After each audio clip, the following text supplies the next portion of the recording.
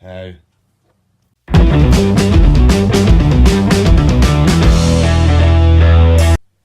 Spoiler alert, people! Some films are just too goddamn good not to spoil. And this being one of them. Spider-Man Into the Spider-Verse is one of the best films I've seen all year. All goddamn year, guys. Miles Morales is in the suit this time, and I said this in my review of the Spider-Man game.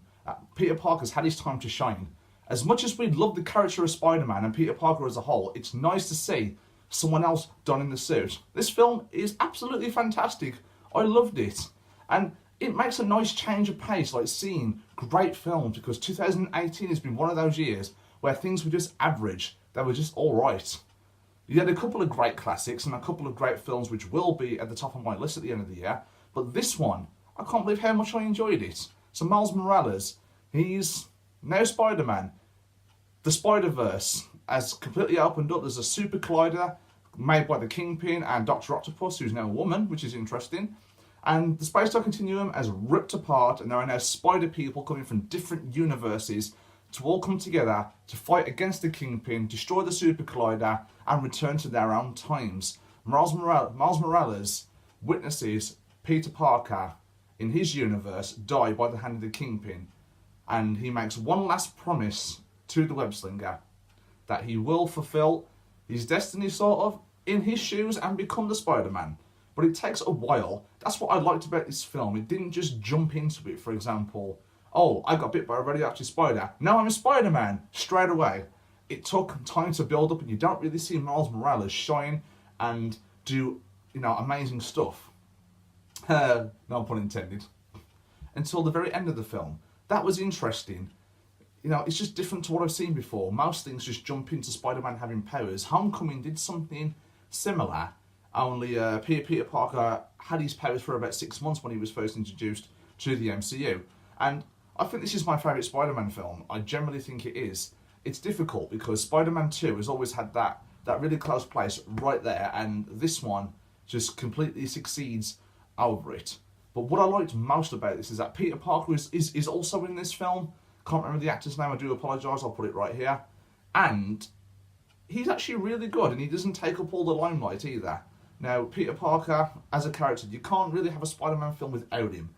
So it's nice that he was in the film, but he wasn't the centre of attention, he wasn't the centre of focus. He was more of a side character to be the mentor to Miles Morales, which I absolutely loved.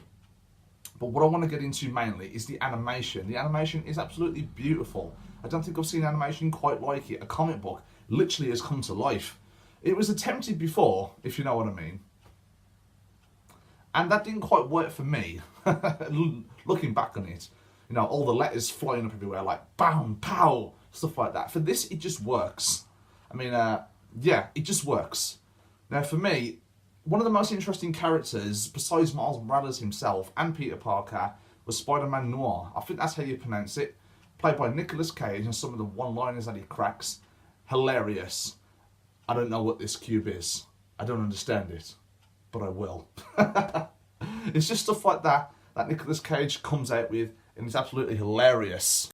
But it just has an amazing, well-driven story, and even the villain of the Kingpin, a little bit bland compared to what I've seen before. But this Kingpin was given just enough screen time and just enough backstory for you to give a shit. And despite how many characters are all in this, like Spider-Gwen, Spider-Noir, Peter Parker, and some other one, the anime character, I'll put it down here. And it's amazing, just like, it doesn't overstate their welcome, it doesn't actually just shove it in your face, like, this is why you should care about them. This is why they're in the film. Please give a shit about our character with what we've given. It's done so well. Not much is known about them, but it's sort of rammed all these new characters and did one little story at the same time, which is all practically the same. They say, for example, my name is Spider-Man Noir, or my name is Peter Parker. I was bitten by a radioactive spider. But all three of these new characters, besides Miles Morales and Peter Parker, tell this story at the same time. So it's not like Suicide Squad, like, oh, Deadshot, wanted for this, this, this. Harley Quinn, wanted for this, this, this, this, this. And then give you a slight different backstory. It's all pretty much the same, but it works. And that's what I really, really enjoyed about this.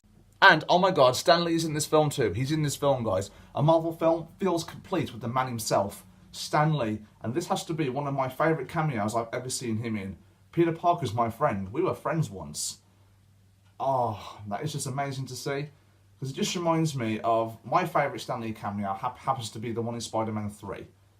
Which is the one where he's standing next to Peter Parker and he says to Peter Parker, I guess one person can make a difference. Enough said.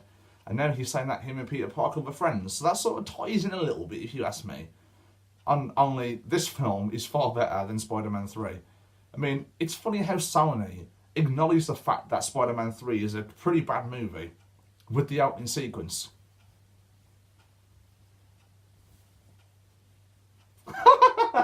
I tried. So, the post-credit scene as well, interesting. I laughed my ass off. I've never seen something as funny as this film. This film has a well-driven story. A bland villain, which works, which is surprising. Great characters, a great new lead. Beautiful visual animation. And Sony have really outdone themselves. This is amazing. I love this film. I'm going to give this film an S ranking. Amazing. That's my new ranking system. I'm going to go with letters instead of numbers. S being superior, which is above the A. I had to research this actually.